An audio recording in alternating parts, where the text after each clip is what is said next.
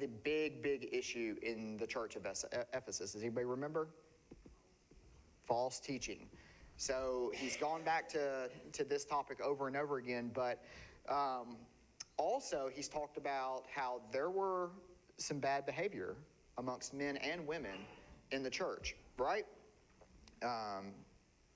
So in just a few verses ago in chapter 4, Paul told Timothy, you command and teach these things.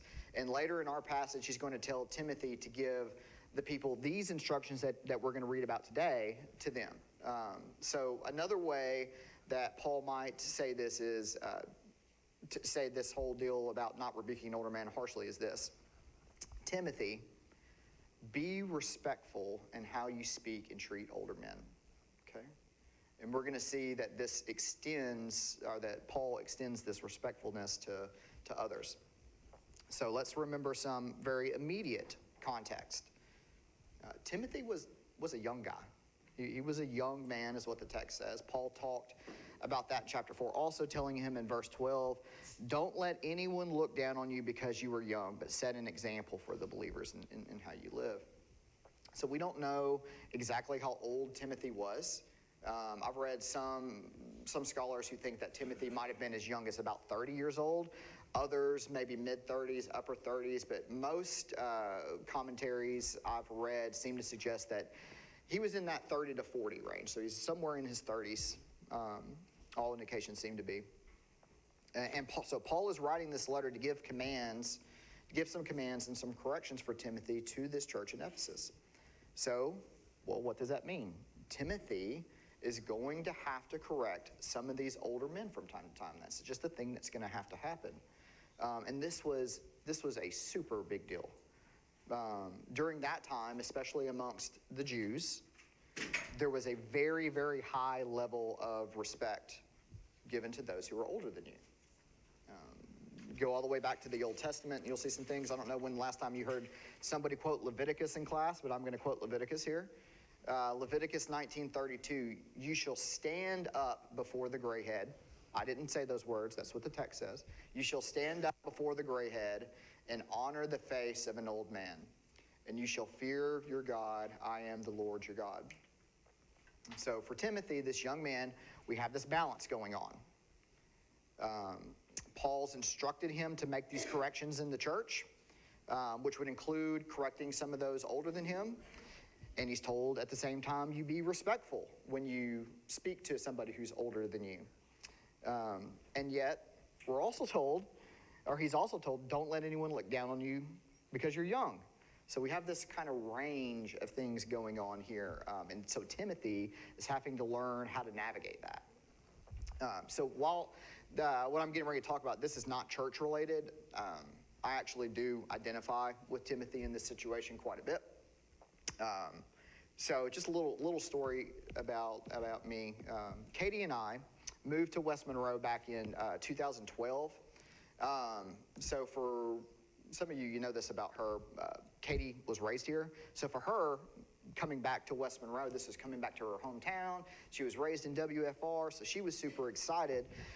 Me, on the other hand, this was just about career advancement. So I got this really great job offer, and I accepted it.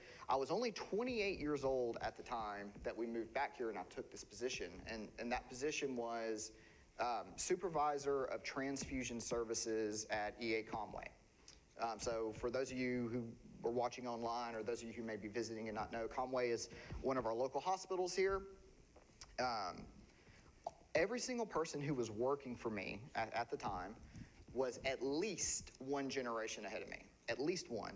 There was some who were working for me who literally were old enough to be my grandparents.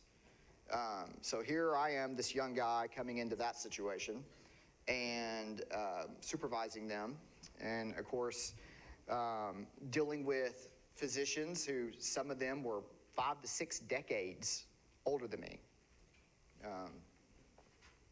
And obviously, all of these people had much more experience in what they were doing, right? Even so, there were still times when I would have to speak into situations with physicians about how they're treating a patient, or some of the testing that they're ordering or not ordering, and they should be doing these things, with my techs, those people who were directly under my supervision. I had to speak into some of their practices and some of the things that they were doing. There were times when, I'm having to do reviews with them. I'm having to have write-ups with them when they've messed up. And I can tell you that a lot of those conversations were very, very uncomfortable. And I imagine for Timothy, he felt the same way, right? And so what we believe we know about Timothy is he was naturally fairly timid. And so then he is raised to respect his elders. And now Paul is telling him, hey, you're going to have to go in and make some corrections. There's going to have to be some rebuking. So I kind of feel that for him. And so here's what I can tell you from my experience working in those scenarios.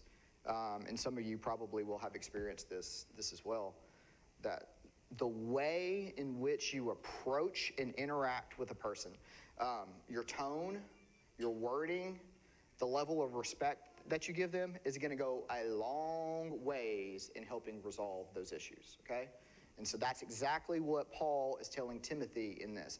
You don't approach this harshly. You don't use rough words. You show this person, these men, the correct level of respect, okay?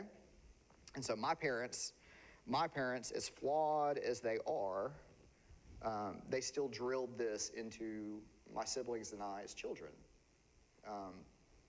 And I know this isn't the case everywhere, especially those watching online from other parts of the country, other parts of the world. But here in the South, sir and ma'am, we use as words of respect when we're addressing somebody that's older than us, right?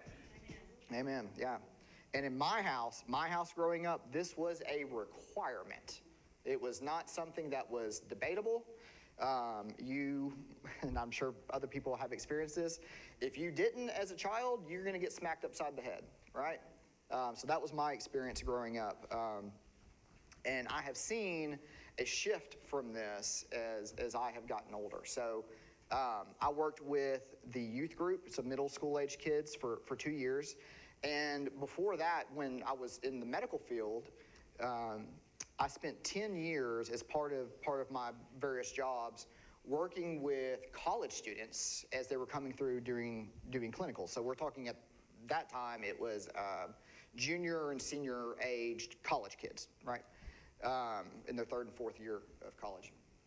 And I can just tell you that respect for your elders is being lost more and more each year, or that's been my experience. Every year it seemed like that got worse and worse and worse. And so parents and grandparents in the room, and I'm speaking to myself here as well because I have an 8-year-old daughter.